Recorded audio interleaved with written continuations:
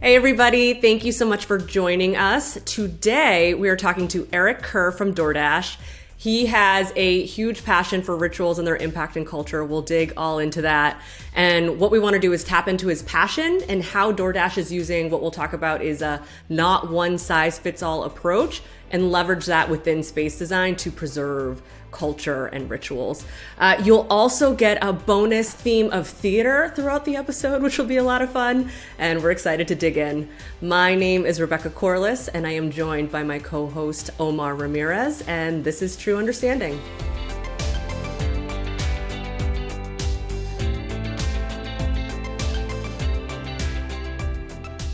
Keep on rolling. Well, good. I'm glad we all had that, a very important moment to acknowledge our musical theater and arts connection and how that's been a key component to all three of our success. Yeah. Singing and dancing has been critical to workplace strategy for me, you know. Well, you know what? You always have to sing and dance a little bit, right? Yeah. Well, you don't have stage fright, so that's good. That's good. Or you know how to control stage fright. It's 100%. Interesting though, because I do think, you know, Eric, we've talked about this before, because Eric and I actually met during the pandemic, Rebecca. Oh, no kidding. Yeah, we connected when he was first getting into workplace strategy. But I'd be interested to know, Eric, like, what made you focus in on workplace strategy? Because I think that when we were first talking about workplace in general, you know, like this is like almost 2.5, 3 years ago now. Yeah. You know, you were like, you were interested in workplace, and you were at WeWork, and you were talking about workplace, but you were like, I don't think you had discovered like workplace strategy as your niche yet. So how did you realize that was the area you wanted to focus on? Yeah, I think it's interesting looking back on that. It's also just weird that it's been like 3 years of this. It always is a little jarring. But I was at the end of 2019. That's when I was at WeWork, and it's funny because I was at BlackRock prior to that, and I was basically their client. And then when I left there, became an employee for WeWork. And I think that was the opportunity for me to move from the day-to-day operations, like keeping things moving and really kind of being at the ground level of creating experience, and being, you know, now at this position, more the strategic kind of bird's eye view, you know, working with a lot of corporate companies to really kind of bring that WeWork kind of special sauce as part of one of their offerings, which was like a design, build, operate platform called Powered by We. And so that was my first kind of real taste in like, oh wow, like I actually kind of like this position better because I can do a lot of different things, have a lot of a broad impact, and just kind of observe. You know, I tend to be the guy at the party, or if I host a party or something like that, I like to kind of stay on the sidelines and like change the music or adjust the lighting, and I like to just kind of be behind the scenes in that way and not so in it, so to speak. And so, yeah, I think that's kind of where I really got the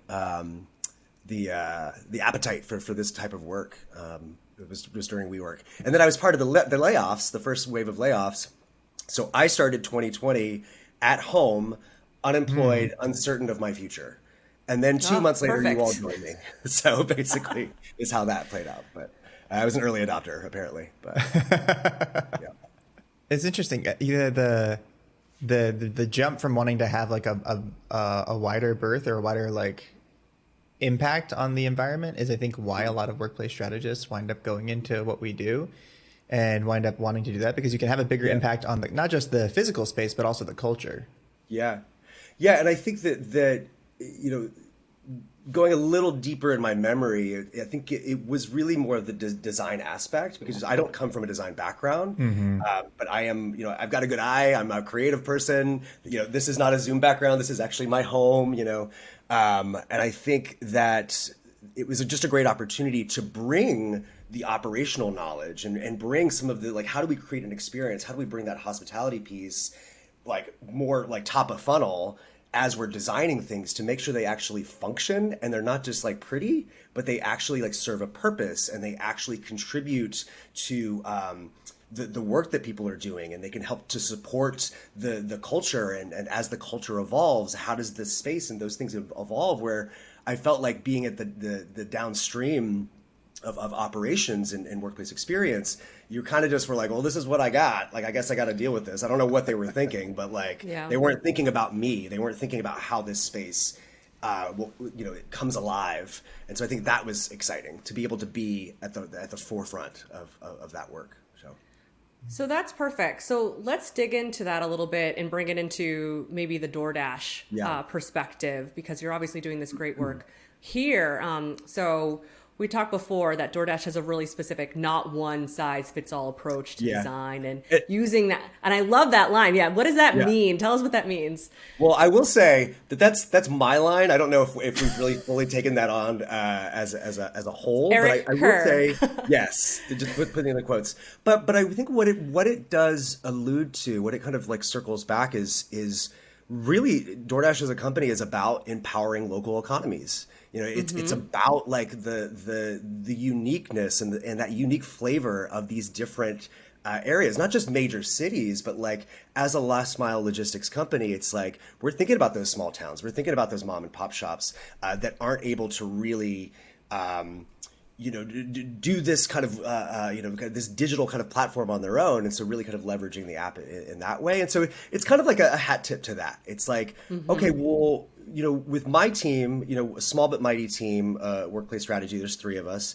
Our focus is really like leveraging data to design a consistent and equitable experience for all DoorDash employees, no matter where they are. But we have to account for that local flavor. Like we have to account for those local nuances, because New York is not Tempe, Arizona, is not San Francisco, is not Seattle, it is not Boston, is not Denver, it's not Mexico City. And so, you want to make sure that there is some consistency, just to be able to scale and just operationally to make sure that things are easier. But also, our workforce is hypermobile. I mean, we're already seeing a lot over the past year of people, having a home office or a primary location, but then they're traveling. Oh, I'm in New York this week. And like, oh, I'm going to go be in that office for a while. And so how do we create spaces that allow for both the residents, the people that occupy that office, and then the visitors, the people that are kind of coming from other locations. And, if I'm a DoorDash employee and I want to use a locker, the lockers better be the same, because I don't like the cognitive load and just the effort in trying to kind of acclimate to a new space is already one thing. And so if you've got these touch points that are familiar or similar, then you not only like, oh, I feel like I'm part of the, oh, this is a DoorDash office, I'm here, but it also just it minimizes the stress just in being in a new environment, a new space. So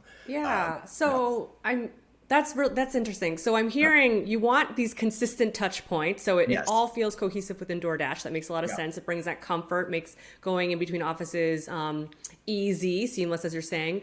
But how about, like, what are the differences then? Then what are the differences between offices? What might be, so I'm in Boston, what might the Boston office have that may be a different location? What are some of those nuances you're bringing for those regions?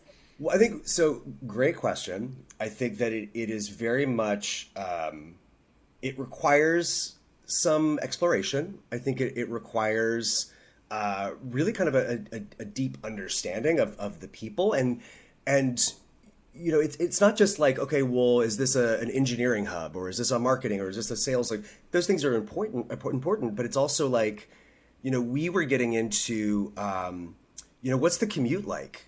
Is this a car heavy, location? Is this a public transport situation? But also we have to acknowledge the fact that we are still in wonky times where things are not quite clear. And so just because we give free parking in a city that everyone drives and it's super easy to get to, it doesn't necessarily mean that they are. If the why and if the draw and kind of the thing that the purpose of place is not clearly established. So it's I say that because I think oftentimes people misconstrue these kind of perks or these types of benefits as the carrot. It's like we just need to like give them free parking and then they'll come in. It's like, well, no, but not if they they don't have a purpose to go into the office. Like you kind of have to have it all.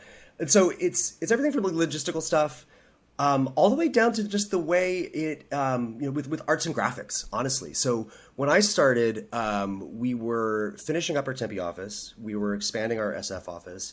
And we were doing a lot of work with really incorporating the brand and different really really gorgeous murals and really designs, and really just every wall was having some sort of graphic or illustration on there, which didn't leave any room for customization. There was no room for teams to do something personal, or ERGs to have a space where they could have some of their content posted. We kind of just like took over. And so I think, yes, it says DoorDash, great, but if we want to create spaces that feel personable, and I'm not talking about living room setups, I'm not talking about trying to make places feel like home, but it's like, how can we give people the opportunity to own their space and feel like that this is something that they are invested in as well? So example, our Seattle office that just opened up in the fall, I was very adamant that we were not going to do any murals, any graphics, anything like that. We were going to do the base stuff. We were going to have something at the, in the elevator lobbies, something in the, kind of the main reception area, kind of cover our bases. And our color palette is throughout in the conference rooms and the meeting rooms and whatnot. And there's certain textures and materials that are consistent. But then I got a lot of walls that are just blank. And I'm like, that's yours. What do y'all want to do with that? Like, and this actually came out of a conversation I had with a member of the engineering team. They were actually going to do they did a team offsite where they did like a team building, like graffiti art, like mural thing. And they were like, hey, like, it's going to be big. Could we put this up in the office? And I was like, yes, please. Oh my God. And so I don't think it's up yet, but I can't wait to see it. But it's stuff like that it just like, and I think they were going to have everyone sign it. And it gives it that like, that personable like feel to it that I think was lacking prior. So something special just for them. Yeah. That's cool. So it's across the board. But yeah. Well, I think it's interesting too, Eric, because like I think the more and more people are crisscrossing offices, that consistency is super important. And I think the customization is also important. But something that we wanted to talk to you about today is like the idea that like, is that customization directly in conflict with? This is part more of my question, but is the customization of offices more in conflict with that wanting to have yours is like a not one size fits all, but like, some people are like, oh, well, one size fits all. We're going to we're going to do desk booking. We're going to take away personalization. So how do you kind of massage that conflict of like, we want people to come in. So we want people to be able to customize. We want people to be able to have some ownership of the space. Yeah. But we also need to, be realistic about, how many people are coming in, when they're coming in. Yeah. Like, how do you manage those together? We're still very much, and I think that like, no matter what your situation is, we have all been kind of doing our own thing. Like we've been individuals in control of our own environment for the most part. I'm going to say this hyperbolically, but like I know that everyone has a different experience, but like, I can control my lighting. I can control my temperature. I can control if the sun is shining in my room. Mm-hmm. And I think now that we're returning into a shared space, I think that is creating some really interesting, like spicy dynamics. Like even people that you maybe talk to on a regular basis, now all of a sudden they're right next to you and they want to close the blinds. And you're like, but wait, I love sunshine and I love this view. And like, how do we reconcile that? And like, oh, I'm too hot. Oh, I'm too cold. All of these things that we were aware of before, but now I just feel like it's even more palpable because we haven't had to compromise. We haven't had to share. And I think that, in the way in which I've had the workplace ops team, with language on Slack reminders or posters, we always put the office is a shared resource. The office is a shared resource. The office is a shared resource, just to kind of really get that message home that like, hey, don't sit in that meeting room or that phone booth for like 5 hours and make it your office, because we got to share this. We're all in this together. We got to share this thing. And it also, my hope is that it goes even further into like, clean up your mess because we share this, like this isn't just, where you can leave your crap. And so we are not doing, the default is not assign workstations, but like if you need to assign desk, if you're coming in on a regular basis, if you have an ergonomic, requirement that like it's going to take you like 20 minutes to set your stuff up, like, please, like we've got desks. And I think that within that, there is an opportunity, like, please put up a photo, like, please, like do those things. Mm-hmm. And so we're not saying no, but I just want to make sure that before we get too far down the road, we've really kind of set a nice foundation for what we were expecting and how we should operate within this space. Yeah. Yeah. And creating those shared expectations. Yeah, For exactly. sure. So then I want to go back to what I know is your personal passion around using workplace strategy to enable culture, to support and preserve culture, and Yeah. rituals being a key piece of that. So Yeah. can you give us a few examples of how workplace strategy and the decisions you've made have had a direct impact on Yeah. the enhancement or focus on rituals and thus culture? We've had those conversations, and hopefully we're kind of done with the like, well, culture isn't food and ping pong tables. Yeah, we get it. We know. Like, hopefully that like we're done with that. Hopefully we've moved on a little further than that. Clara Rao calls it the cultural confetti. I want to give her a hat tip, Ooh, I like that. there, because it is. There is value to it. There is something to the frills and the amenities and whatnot. But it's when people start to think that they are the end all be all is where it's like that gets problematic, because like we're talking about sprinkles. We're talking about like the decoration. We're talking about the whipped cream. We're not talking about the actual like substance. But what is culture? I would love to just kind of throw it back to you all, just so we make sure we're on the same page. Like, how would y'all define culture? Give it to me in like one sentence. Ooh. I'm gonna let flip Rebecca the go script. first. Do you want me to go first? Okay, great. I'll go first. I'll be brave. I personally would define culture as like what the experiences between humans are like, and what are those social norms, and what do you expect, and what brings people joy when they work together. Like, what are that? It's the fabric in between the personal interactions, and what are the norms for you. So that's how I would define it. It's like the connective tissue. Yes. Tissue. Okay. Yes. But there is a with the norms piece, there is like, this is what you do and this is what you don't do. Like, this is what's I think acceptable, so. what's not acceptable. Omar, what about you? Yeah, gosh, I guess I define culture personally as what you do consistently. Like, that's how I believe it is created. And which I think, comes down to rituals, right? Like, we form rituals because those are the consistent things we do as a group. Yep. And that forms that basis of that culture. Like, a culture is the sum of all your actions. Yeah. I can think of a time. So my first role was at HubSpot. I'm very proud former HubSpotter. I was there for a very long time. And I can think of some of our team meetings. I mean, it's just a team meeting. Yeah. And it was everything, just being together and the energy and what we did in every conversation. And we would do it every month, and with the sales and marketing team or whoever it was that was getting together in that one. And like, that was a ritual that made us who we were, and people looked forward to it. So I think of that. I'm trying to trying to read from your book, Eric.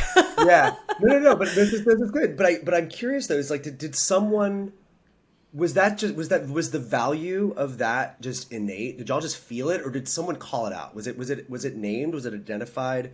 Was there like a positive reinforcement aspect to it, or did you just know? Like, I'm curious. I think it was that. unspoken. Yeah. I think it was unspoken, and it was you felt it in the absence of it. Like, there were times, life happens, holiday, whatever. We didn't do it this month or whatever, and you felt that hole. Yeah. So I'm glad we did that, because I think these are really great perspectives that I think that are all living in the same world. I think we're all kind of saying the same thing. Can we acknowledge that Eric has become the host here? Well, I did kind of have a podcast. I feel like Eric just turned the tables. I was like, This was great. This was great. Well, I'm sure people need a break from me talking, so it's good. I can talk. But what I just remembered, there was a guy that I used to work with. He said that he had like an article, I think that kind of was all over LinkedIn for like a hot minute, and every now and then I see it kind of come back. But he described it as like, culture is who you hire, who you fire, and who you promote.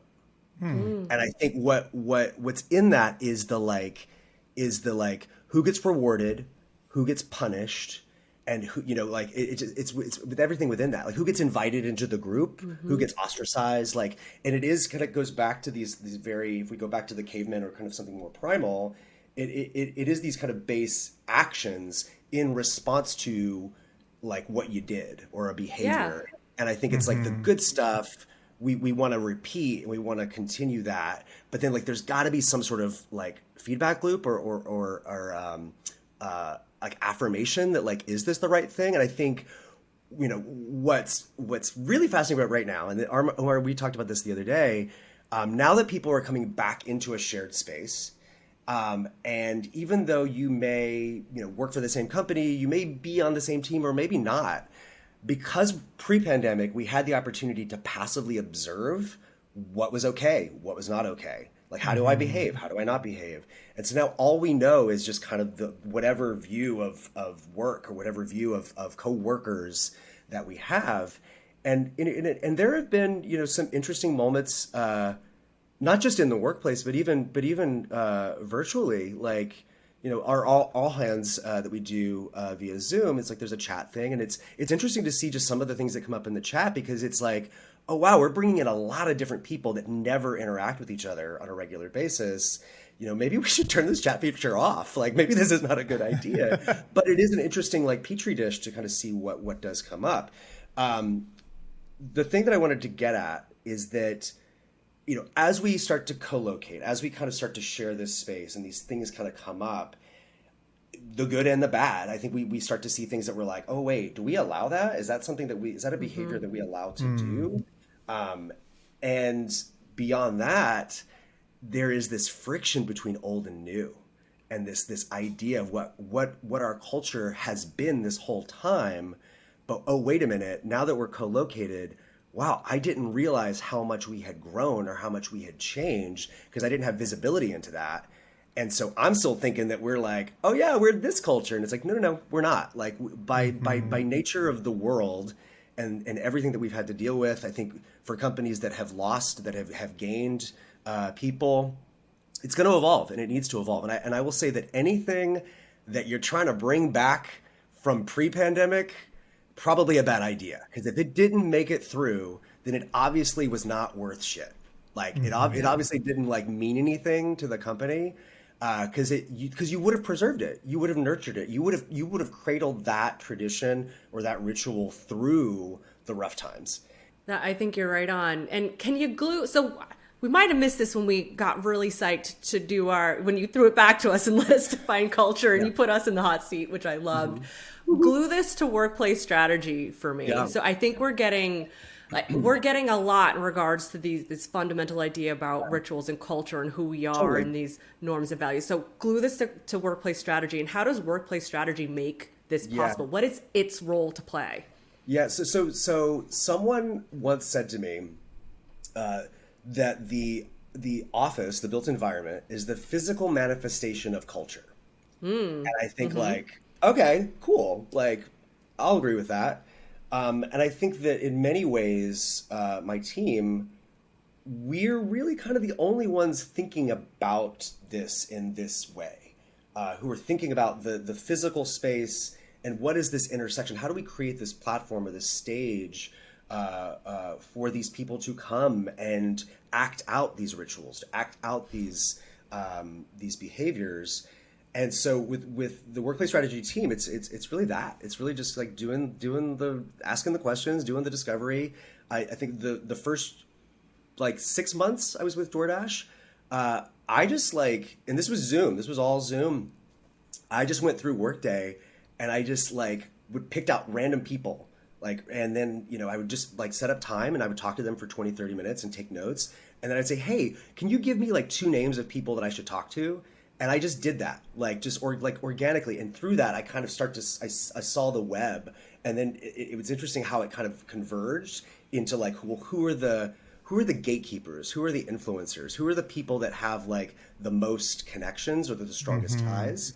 But if I hadn't done that research, if I hadn't done that work, I wouldn't understand what the workplace needed to be going forward. Again, what was working? What's working within this format, and how do our spaces need to evolve as we are evolving as a very young company going through IPO and exponential growth and layoffs and just the pandemic and everything. It's like there's a lot of change that has to be accounted for, and I think that workplace strategy, and I would say that across the board, every workplace strategist I know is thinking about it in this way.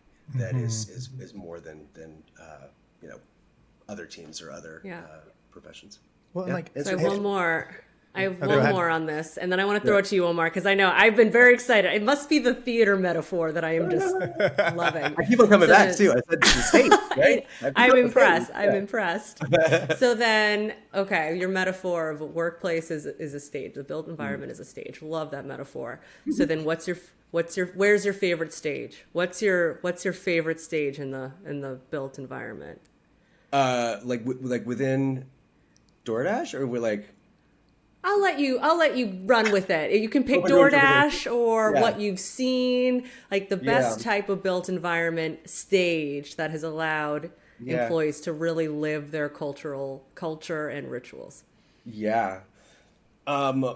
So I'll speak to DoorDash because I'm very proud of the work we're doing. I'm really excited, and like we're finally at the point where like I'm able to share some photos and share some things and really kind of show the work. But with that said, we are still very much in the experiment. So is it working? I don't know. But I think with every build that I have done, I've learned some stuff, and like I've taken those learnings, and one of our core values is 1% better every day. And I'm like, cool, I can do 1%. And so with every build out, it's like, okay, well, what did we learn? How can we just like tweak it just a little bit? Like, and it's everything from like the selections to the way that we're creating space and making sure that there's a very clear feedback loop as well. Seattle, I'm loving because it was like the first project I did that like we did it right. Like it just felt like from start to finish, it had a beginning, middle, and end where the other projects I was working on, I kind of came into, or like it kind of started pre-pandemic and didn't really start, but the space is very, it's like stunning. It's beautiful. It's just one floor, downtown Seattle, but the views are like not so. It's like, just like, just all of the natural elements of Seattle and the surrounding area. But we kept it open.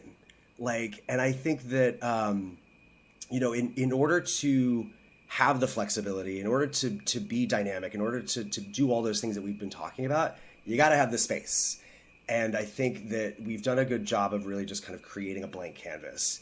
And, I remember like early pandemic, I was like, when everyone was just like, making predictions about offices, I was like, offices need to be convention centers. Like they need to be like a convention center where you're like, you go and you're there for a very specific amount of time, for a specific purpose, specific people doing specific things, and then you leave. And then the team comes in, they cleans it up, and they move all the stuff around and reconfigures it for the next group. It's like can we allow for that level of customization that can also be dynamic and pulled apart on a whim? Just like, like let's say we're in rep, for a theater, like it's a summer stock and we're doing rep. It's like, okay, well, we're doing Midsummer in the morning and then we're doing Hair in the afternoon. So like, I mean, that's actually probably an easy set. It's an easy set. It just depends. It's a modern interpretation of Midsummer. But you get what I'm saying. It's like, well, how do we create some versatility within the functionality of the space and not lose the like the wow and the like the we want it to look pretty. People want to be around pretty things, but it better work and it better make sense. Better work. Yeah. Did that suffice? Did that satisfy? I loved it. I loved it. Thank you. I brought it back to theater. Yes. Brought it back to theater. Did. So Mom.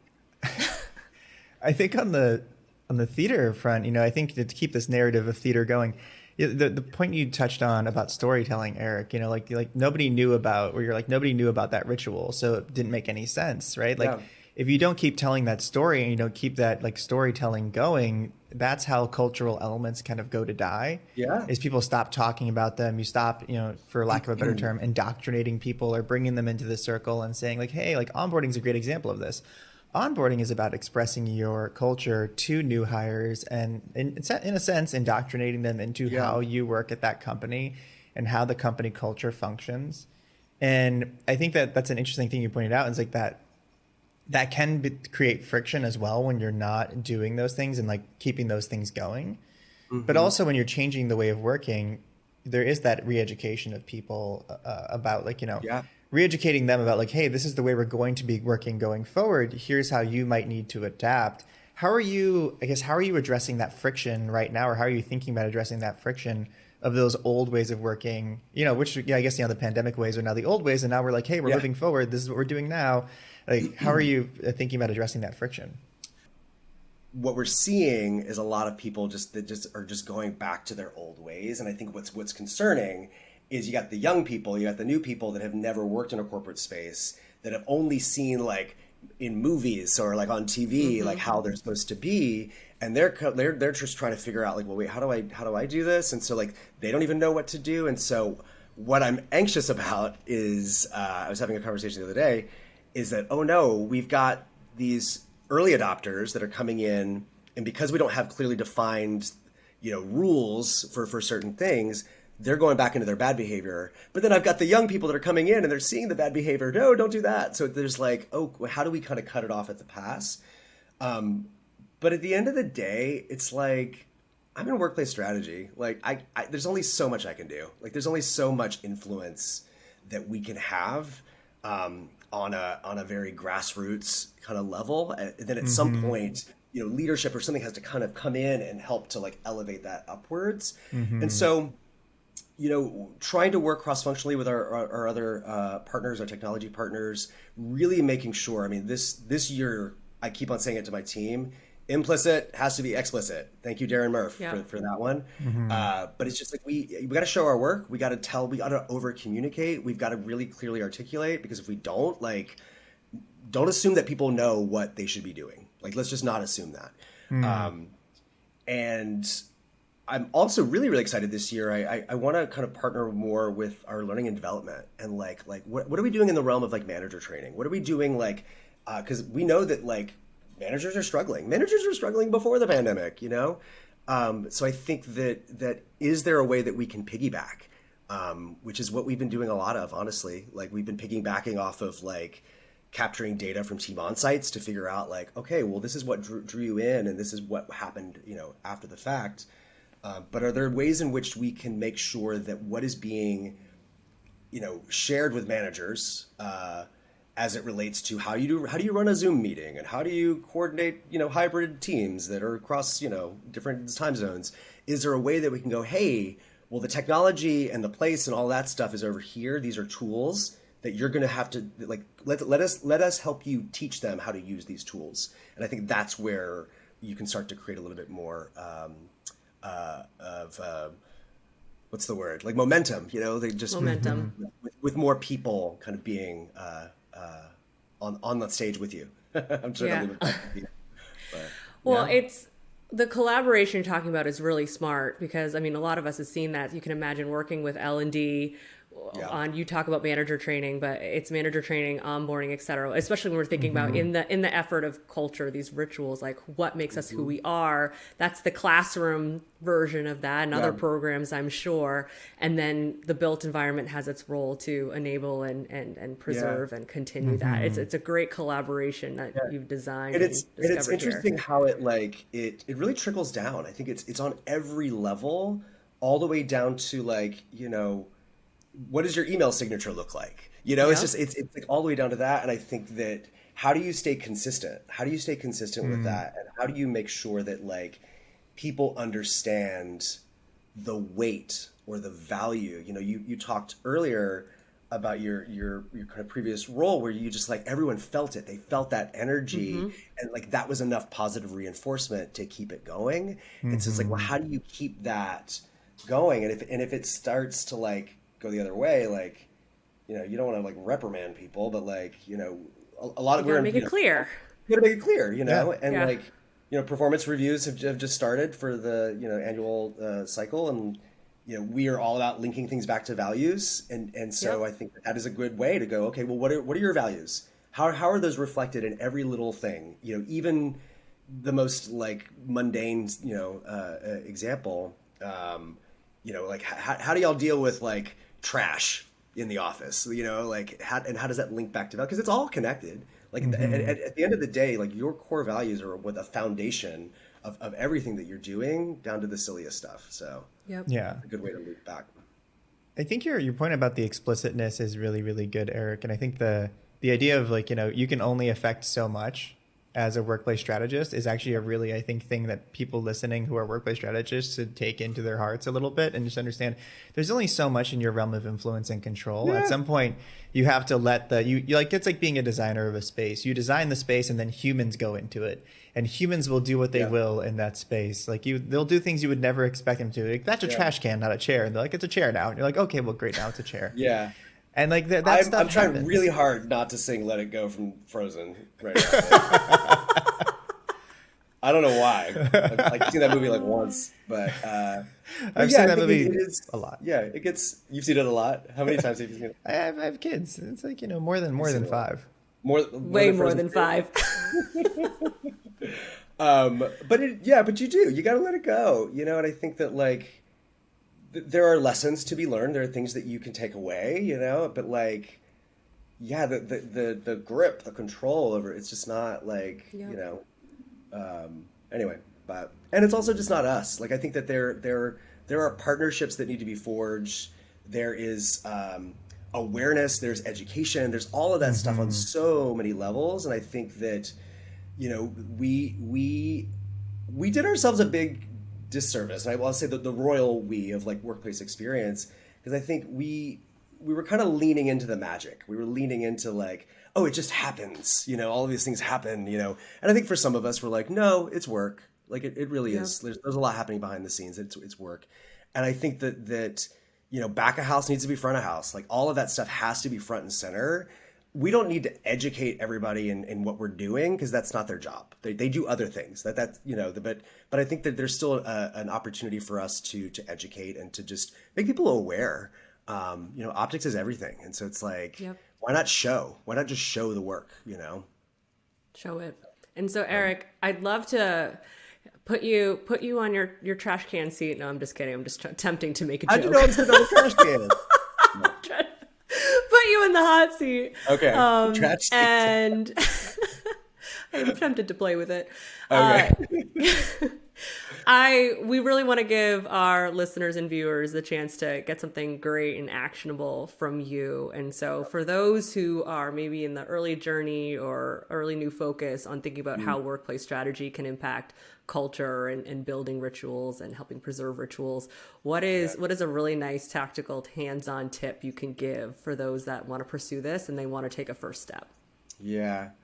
I mean, if we're talking like first steps, there is a saying, seek first to understand and then be understood.